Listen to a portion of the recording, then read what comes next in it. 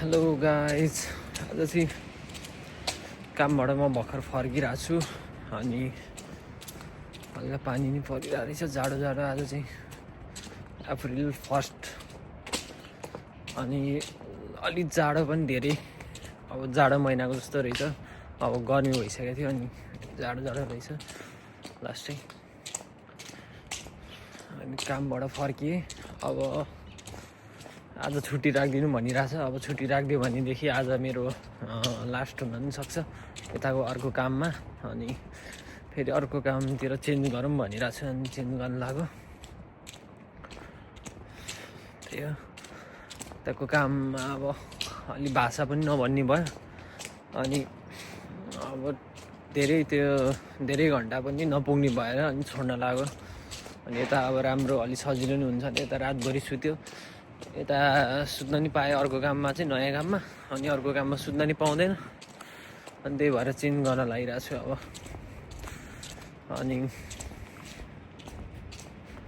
यस्तो गाह्रो त गाह्रै हुन्छ, रातिको सुत्न नि पाइँदैन कति घन्टा, अनि जाँदा आउँदा टाइम पनि वेस्ट हुने भएर अनि लास्ट गाह्रो हुने भयो। त्यही भएर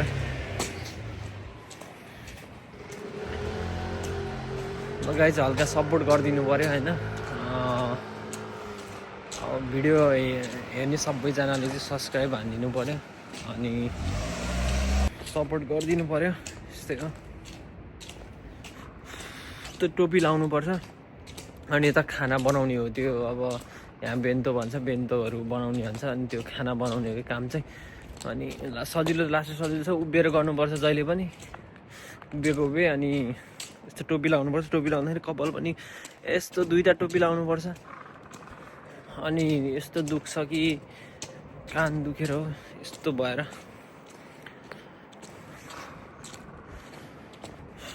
आज लास्ट जाडो छ यो। अब गर्मी लाग्न लाग्यो होला, लास्टै जाडो भइरहेछ यस्तो राम्रो। अनि फेरि म अब काममा जान्छु होला, फेरि एक दुई घन्टा सुतेर अनि फेरि काममा जान्छु होला आज। अब टाइम भयो, उठ्न सक्यो भने जान्छु, नत्र जाँदिनँ आज, किनकि जाडो पनि छ। अनि नत्र बेलुकाखेरि निस्किन्छु यस्तो। भान्जा पनि छ नि त, भान्जा अब बिरामी भयो भन्दैन त दिदीले। अनि हिजो पनि त्यस्तै भयो। अनि यताउता गर्दाखेरि हिजो रुममा बस्न नि पाएन। अनि भान्जा नि बिरामी छन् भन्दैन चाहिँ, अब हेरौँ आज के हुन्छ। अनि आज भयो नि यसो केटाहरूसँग बाहिरतिर यसो निस्किने प्लान बनाएको छु भरेतिर। बाटोमा हो, यही बाटो हो, स्टेसन जाने बाटो पनि यही, सबैतिरको स्टेसन नजिकै पर्छ यहाँबाट। अनि यही बाटो जान्छु डेली। म बस्ने घर चाहिँ अलि उतापट्टि चाहिँ पर हो। अनि टाढा बनाउनु लागिरहेको त्यो घर नै। यहाँको घरहरू चाहिँ अब त्यो बाहिर टालेको हुँदो रहेछ क्या। यस्तो के हुन्छ अब यो भयो नि, यो इँटा जस्तो देखिन्छ नि, यो इँटा जस्तो देखिन्छ नि, यो इँटा जस्तो छ नि, यो चाहिँ इँटा होइन क्या। त्यो बाहिरबाट टक्क त्यो के हुन्छ अब त्यस्तै यस्तो टालेको हुँदो रहेछ। अनि त्यो उकाएर फेरि अर्को नयाँ टाल्ने त्यही उयसमा।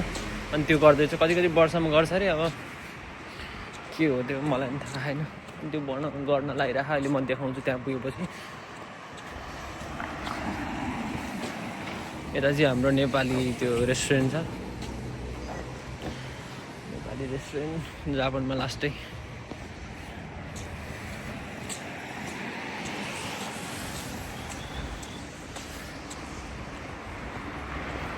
यो बाटो अब फेरि म सुतेर अनि उठेँ अनि साथीसँग जान्छु क्या, अर्को साथीसँग। अनि त्यो साथीसँग जाँदाखेरि चाहिँ अब त्यतिखेर म जान सक्यो भनेदेखि, उठ्न सक्यो भनेदेखि काममा जान्छु, नत्र अब आज के हुन्छ, जान्छु कि जान्न थाहा छैन। र त्यही हो गाइस, सबले सपोर्ट गरिदिनु पऱ्यो होइन। भिडियो हेर्ने जति सबैले सेयर गरेर होइन, त्यो सब गरिदिनु पऱ्यो,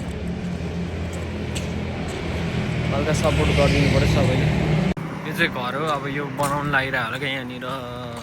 त्यो समथिङ के गर्न लाग्यो, यो त्यही यो टाल्न ला होला यस्तो छ। अनि यहाँ माथि जाने ल।